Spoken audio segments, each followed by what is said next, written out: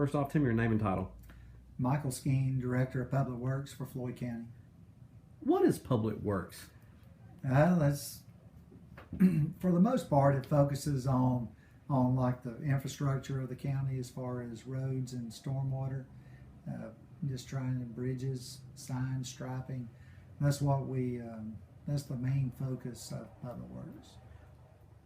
What do you tell folks about your job? Folks that may not realize that some of the difficult aspects of it.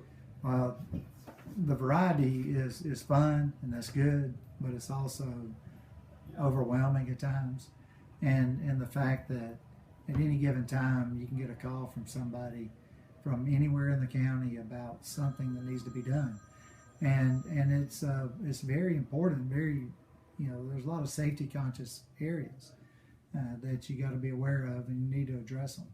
You're kind of the man behind the curtain when the floods happen, snows happen.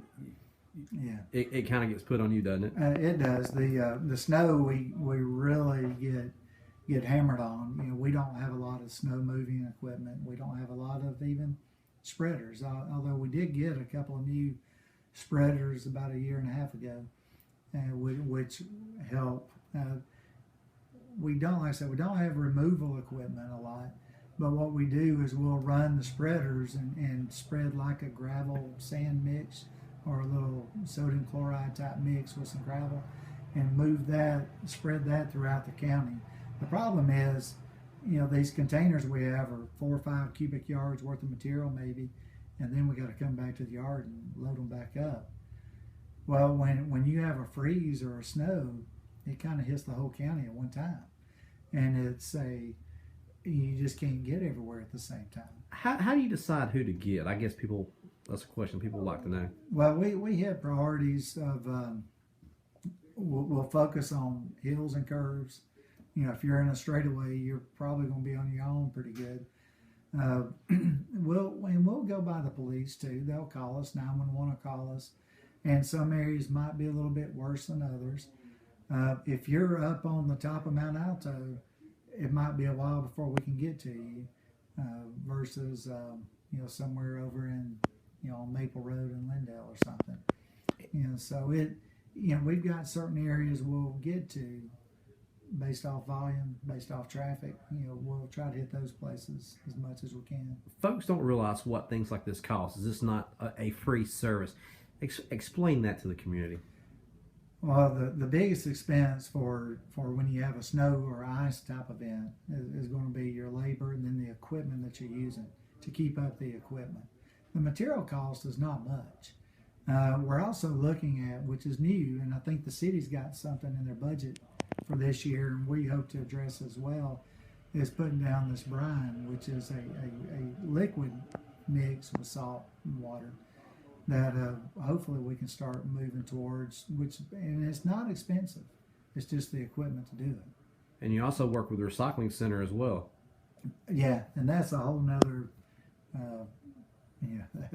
that's a whole nother job right there in itself. Our manager Mark Skeggs retired recently, and we've not replaced him yet, and it is a business. I mean, we run $500,000 to plus or minus in material sales every year, and that's a lot of cardboard, a lot of paper, a lot of plastic.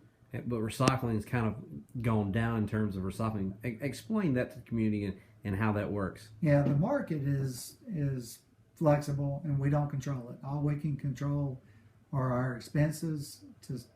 For the most part, we wind up having to do a lot of overtime at times that might run that up. But the market is predetermined. It's a monthly. There's a report that comes out that says cardboard is selling for X amount, and whatever it's selling for, that's going to be the price. Now, we'll put it out for bid, and we might get a premium on that, an extra 10 or 15%, depending on somebody that's willing to pay us a little bit more than what the market is charging. But for the most part, we can't control what it sells for. What do you enjoy most about your job? The variety is tough at times, but that is the fun part. And the fact that I probably spend less than half my day in the office and the other half is outside. going around and dealing with a lot of different people, getting in on some of the special events coming through town.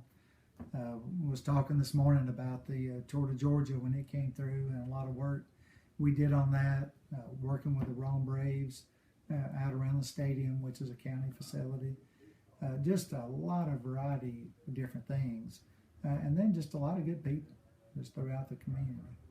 You personally, what do you do when you're not working? You got any hobbies or interests? I do, yeah. I've involved with our church, and I grew up out in Riverside, which is a county area, and that's where we still go to church. And then I also like to ride bikes and run a little bit. Did participate with a group, Race Rome, with hosting races and triathlons, and like to do that. Probably ride a couple thousand miles a year on a bike. Finally, what is about Rome and Floyd County that this is where you dedicate your time, your energy, and your focus to?